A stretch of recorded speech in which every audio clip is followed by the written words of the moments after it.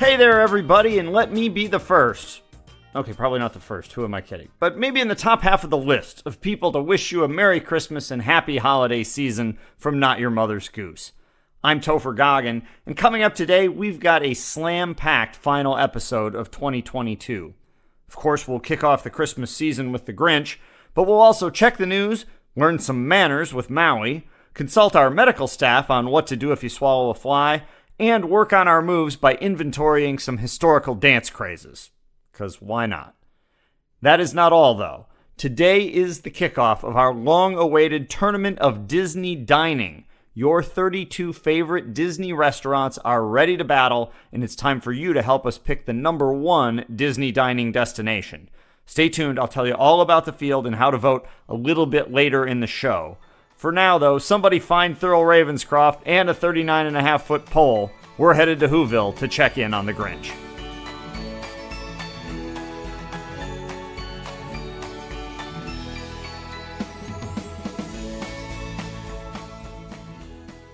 How the Grinch Stole Christmas. Christmas is right around the corner, and it's never too early to start speculating about what's going to ruin this year's holiday. Will Aunt Betty get sauced on the punch and end up face down in the sauce, leading to a quick study of cranberry removal techniques? Will your relatives give you the thoughtful gift of acne treatment? Again. Will a green thing burglarize your house and toss all your personal property off a mountainside? Everything is in play. In the town of Whoville, the residents, perhaps including Horton, find themselves terrorized by a Grinch. As for what a Grinch is, best I can do for you is speculate that the Cat in the Hat retired, put on about 40 pounds, and ate enough green eggs and ham that he turned puce. Okay, actually, I mean chartreuse when I'm talking vomit green, I know. Puce is like burgundy, but it shouldn't be. Puce is one letter away from puke. That should be the disgusting yellowish green color. Crayola, get with the program. Anyhow, the Grinch lives up in the mountains above Whoville, spending all day stewing about how much he hates Christmas. We don't know why. Maybe somebody got him the acne regimen. But this is a problem, since the Whos love Christmas. I actually have a little sympathy for the Grinch here. The Whos are basically that neighbor with the 8-foot-tall candy cane in their yard in July. And there's also a lot of singing. I'd understand it if the Grinch decided to steer clear of the target of Whoville on Black Friday. Eventually, the Grinch decides he's had enough. In the reverse of the kindergarten rule that you can't bring cupcakes unless you bring enough for the whole class, he decides that if he's going to have a crappy Christmas, he'll make sure the other Whos do too. I wonder if Abbott and Costello ever tried the Who's on First routine in Whoville. I bet it would kill there. Officially, the mission statement at Grinch LLC is to, quote, stop Christmas from coming. That seems to me like it would best be accomplished with some sort of daylight saving time on steroids. Unfortunately, the Grinch holds a few too many strategic planning sessions, and mission creep being what it is, instead lands on a plan to hold a mass crime spree instead. He's probably one of those folks who argues that Die Hard is a Christmas movie. But, rather than grab some hostages at Nakatomi Plaza, the Grinch decides to grab himself some Christmas presents. And trees. And other random crap from people's houses. While so far in the story, the Grinch seems to have been wearing the Emperor's new clothes, he also decides that a heist like this requires a costume. He sews up his own red suit, creating a Santa effect roughly as effective as if you go to the mall on about October 25th and find Santa sporting a goatee and arriving on a moped. After strapping a fake antler on Max the reindeer, they head off on his sleigh. Sleigh is kind of an interesting thing for a Christmas hater to have sitting around in the garage, but regardless, they're off to unsantify Whoville one house at a time. The Grinch unloads bag after bag of stuff from the Whos, while Tony the Tiger sings a song, and Max wonders if they serve Alpo in prison. One Who does wander in on the heist, but maybe don't book Cindy Lou for any solo shifts on your neighborhood watch. Grinchy then takes his haul to the top of the local cliff, and prepares to shove the trash bags off a la Arlo Guthrie, Alice's Restaurant style. Alas, before Officer Obie shows up to file the littering complaint, the Grinch's plan is interrupted by a sing-along. The Whos are unfazed by the serial ransacking of their homes and care more about having a Yuletide flash mob in the town square. These folks are delusional. Perhaps delusional is the term I'm looking for. Hearing the music, the confused Grinch suddenly worries that he might be on a new TV show combining Candid Camera with Beat Shazam. He decides the best plan is to not dump all the Who's crap off the mountain, just in case the cameras are rolling. It also turns out that mountainside gift hauling is good cardio, as our narrator reports substantial growth in the Grinch's heart size, which I personally hope is followed by a new workout video starring the Grinch in some Richard Simmons shorts. The Who's get restitution and a roast beast dinner. Max the dog, for some reason, keeps wearing a stick on his head, and the Grinch heads to Hollywood. Maybe it's time for Die Hard to get another sequel.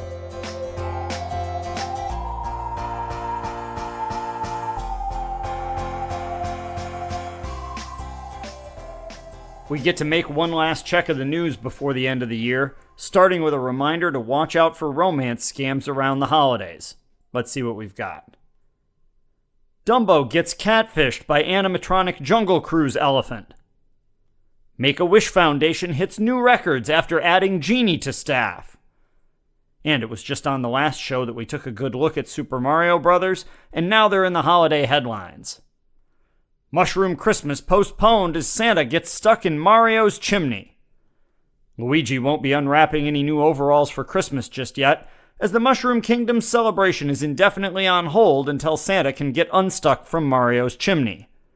In a scene reminiscent of Winnie the Pooh visiting Rabbit's house, Santa stopped by Mario's with a gift delivery early on Christmas Eve, but rather than encountering a plate of milk and cookies, St. Nick instead arrived to find a plate of delicious-looking mushrooms. Helping himself to a bite on his way up the chimney, Santa suddenly inflated to twice his normal size and found himself lodged in the flue. Mario and Toad are currently on scene attempting to devise a solution, with proposals so far ranging from using the jaws of life to seeing if Big Santa can now break the fireplace bricks with his head. For now, however, a more patient plan is in place, as Santa will wait for a Koopa Troopa or Goomba to wander by and shrink him back to his original size. Reached for comment via a really long boom microphone, Santa noted that he was actually enjoying the break from the Christmas Eve grind and asked if Mario could put out a flower next year because he and Rudolph could really wreak some havoc shooting fireballs off the roofs of people's houses. Christmas is just days away, which means that your kiddos are probably trying to be on their best behavior in the manners department. But how will they know what constitutes good etiquette these days? They need a teacher. They need Maui. Manners are important. Everyone knows that. Whether you're raising a 5-year-old or just trying not to slap the guy in front of you using a coupon at the DMV. Sure, you could try one of those fancy etiquette classes, but you'll never make it to the part where Miss Manners teaches your 4-year-old which salad fork to stick up their nose first. What you need is a politeness package from an instructor that packs a punch. And I've got just the demigod for you. Introducing Maui on Manners. Straight from the world of Moana, Maui is here to teach you everything you need to know in literally just one lesson. You're welcome. No, that's not me saying you're welcome. That's the lesson. You're welcome. Why order with a please when you're about to put money in their till? I'd like an Egg McMuffin and a coffee. You're welcome. And no more saying, excuse me, when you push someone to get that last box of Fruit Loops. After all, you're doing them a favor by eating that extra sugar yourself. And don't forget to send out those You're Welcome cards right after Christmas for providing your friends an outlet for their terrible gifts. From job interviews to funerals, Maui shows you situation after situation where You're Welcome is the only answer. Try Maui on Manners today. Operators are standing by. Call today and they'll politely tell you, well, you're welcome.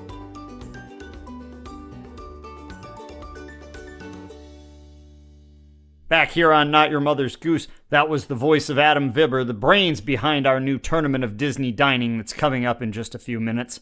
Before we can do that, though, we need to get back to the rest of the news, starting with 2 stories from our Sequels and Follow-Ups Bureau. Disney Plus to release new bird-brained follow-up, Finding Emu. Miserly ABC execs order the Three Scrooges spin-off. And while this is the best time of year, it looks like one fairy tale celeb is not having such a great day. Robin Hood indicted for tax fraud. Famed philanthropist Robin Hood may soon have to access his TurboTax account from a jail cell following his indictment yesterday on 11 counts of tax fraud. The legal action followed a 3-year audit of the Foxy Humanitarian's returns, which revealed disputed figures and numerous questionable deductions. According to IRS spokesman J.D. Cheesewizzle, there was plenty of robbing of the rich going on in Robin Hood's business model, but not so much giving to the poor.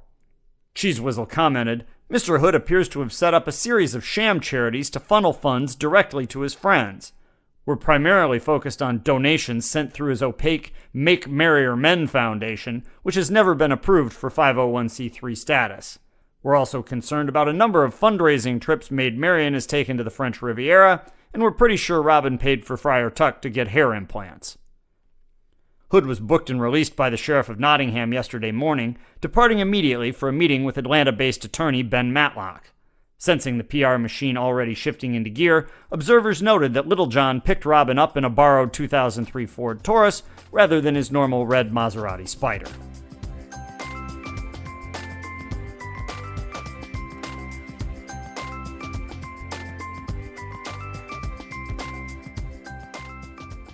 All right, the time is finally here. We are ready to kick off the Tournament of Disney Dining. As I mentioned back during the news, while I had always planned to do one more Disney tournament as a follow-up to our tournaments of villains, rides, and sidekicks, it was our friend Adam Vibber who came up with the suggestion to make Disney restaurants the subject. I personally am really excited for this because I have no idea where this is going to land. Disney dining fans have a lot of different opinions. I'm not sure who the winners are going to be. Before we begin, though, I want to give a shout out to the late college football coach Mike Leach. He died following a heart attack last week. It was his press conference answer analyzing with faux seriousness what would happen in a battle of the Pac-12 mascots, which one would win in a fight. That's what inspired the original tournament of villains and got this whole thing going. He was one of a kind in terms of a personality, so I just wanted to mention that before we got started. Back on the subject of restaurants, voting will open this week for our first round of matches, which will take place in the parks and quick service divisions. I will tell you the seeds and the matchups in just a second. What you need to know is that you can go to notyourmothersgoose.com right now and cast your votes. Then next week, we'll move to resorts and Disney Springs, with a new ballot then every week after that as things combine and the field whittles its way down to a champ. So, starting off in the parks division, the number 1 overall seed takes us to Hollywood Studios, where you can hop in a car and have a milkshake at the Sci-Fi Drive-In Theater. Sci-Fi will take on the number 8 seed from Magic Kingdom, the Lady and the Tramp-inspired Tony's Town Square. Number 2 in parks, and I thought this might be the number 1 seed, but it's not. It's number 2. That goes to Le Cellier, the steakhouse in the Canada Pavilion at Epcot. It also gets an Italian food adversary in round 1, matching up against Mama Melrose's over at Hollywood Studios. Your number 3 seed is also at Hollywood Studios. Keep your elbows off the table if you don't want to get scolded at the 50s Primetime Cafe. This is also a Studios versus Magic Kingdom contest, as the other side is the number 6 seed, the Liberty Tree Tavern.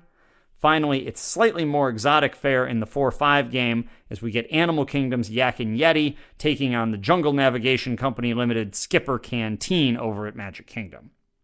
Now, if you don't have time for sit-down dining because the standby line for Haunted Mansion is only 25 minutes and you better get in it, then you're going to need a quick service meal. First, I just need to state for the record, I'm quite disappointed by the poor showing from the Boardwalk Pizza window, which didn't even make the tournament.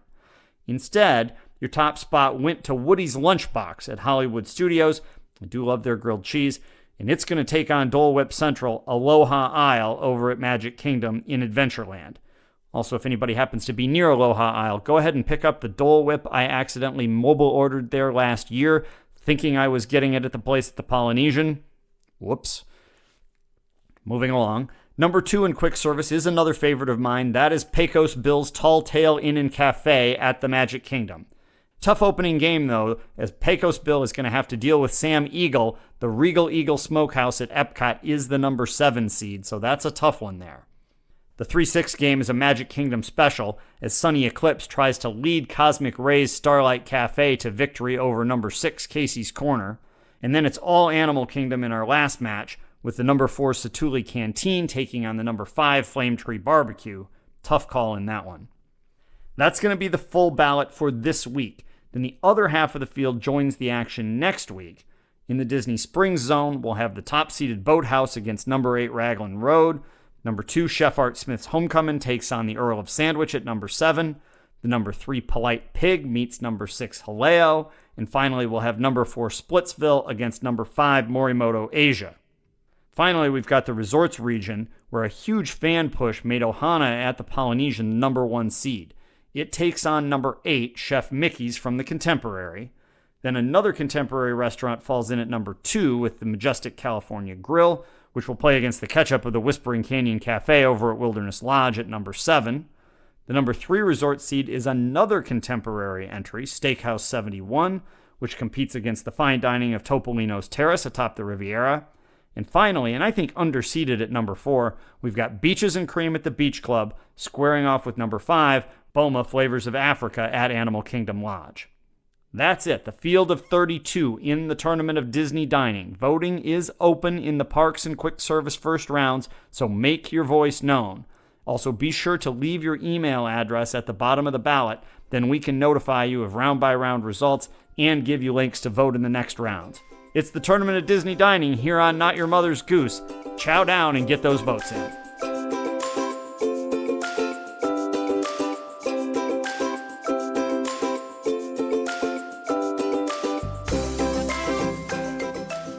There was an old lady who swallowed a fly.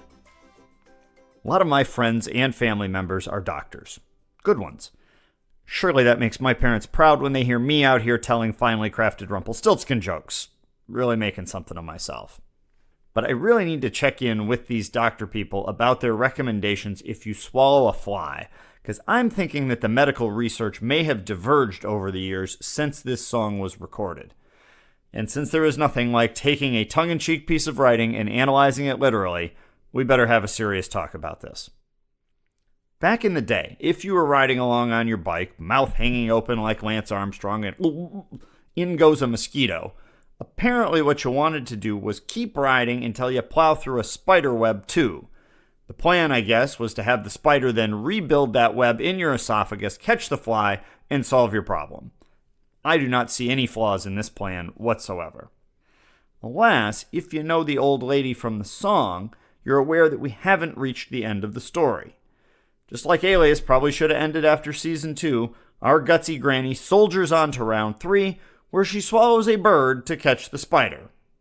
I mean, okay, you might have gone Ozzy Osbourne style and tried a bat, but I guess you're still in the right general predator-prey neighborhood here. Though we are getting rather close to the realm of the guy called the Regurgitator I saw at a show in college.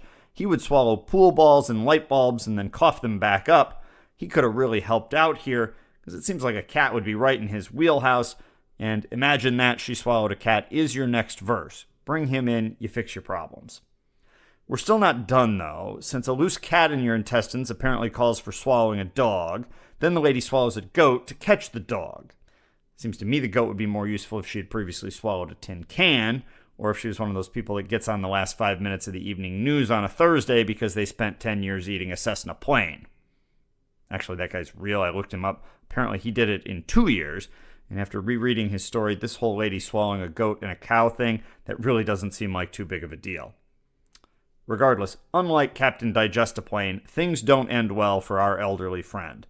After letting a full New York strip steak on the loose, she swallows a horse and then croaks. I just hope that the listed cause of death is food poisoning.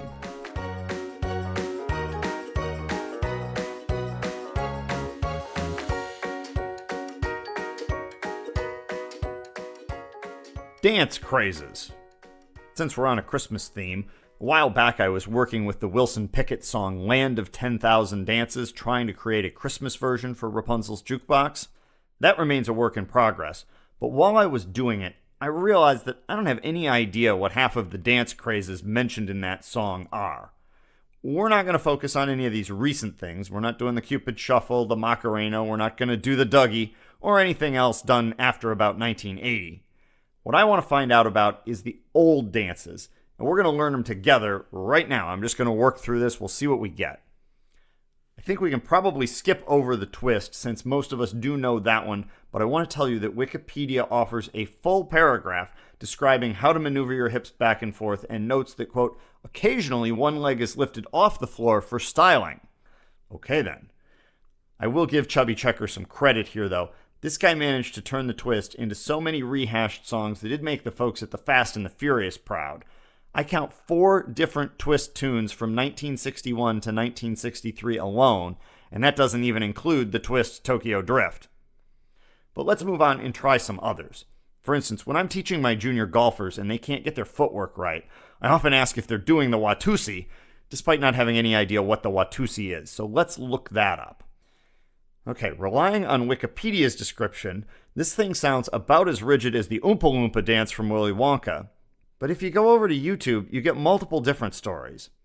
One is pretty much tiptoe central, and that would work well either at a gospel revival or some sort of event where you had to navigate your way across hot coals barefoot. But then I've found a group video, and this one is like 25% square dance, 25% the twist, and then 50% throwing elbows like Dennis Rodman rebounding. Like I said, neither of those match the Wikipedia description, so we're just going to have to acknowledge that our understanding of the Watusi is pretty obtusy at this stage of the game. Let's try the mashed potato then. What is that? All right, apparently we can thank James Brown for this one, and it's pretty much just heels in, heels out, sometimes with a leg out. It's more or less an ants in your pants style dance as far as I can tell. I'll also report that I just learned that the original version of the locomotion apparently didn't involve just running around your middle school cafeteria in a train that was a conga line in disguise. Speaking of conga lines, I just watched the bunny hop being done in a conga line. That looks like enough fun that you could be convinced to try it before your 5th drink of the night. However, a second video that I found of a man in a suit demoing the bunny hop solo while some other guy plays the song on a saxophone, that one was definitely filmed somewhere very close to an open bar, and you're going to want to watch it. I have to tell you that writing this whole segment has not panned out the way I expected. I thought I was going to watch videos of these dances, describe them sarcastically, and totally ignore how dumb I would look trying to do these moves. What I didn't anticipate was the hilarity of trying to read the straight-laced internet instructions on how to do the dances. Now, thankfully, there aren't any instructions in the article on grinding, though it does have an article, but see if this would be sufficient to help you learn how to do the sprinkler. If you're familiar with the sprinkler, then you know what it is. If you don't, see if this would be enough of a description for you to do it. Standing with legs slightly apart and knees slightly bent, the dancer then bends their left elbow to enable them to place their left hand behind their head. They then outstretch their right arm in line with their right shoulder, hand flat in a vertical position. The dancer then rotates around the waist in a 180-degree sweep, pulling back 3 times as you move your arm to the left, and then in one motion swing right arm back to the right. The move is then repeated. The dancer may then swap arms and reverse the move. There is then, believe it or not, to do the sprinkler, footnotes. And I do hope if you click on them it says, just don't do this with a hose.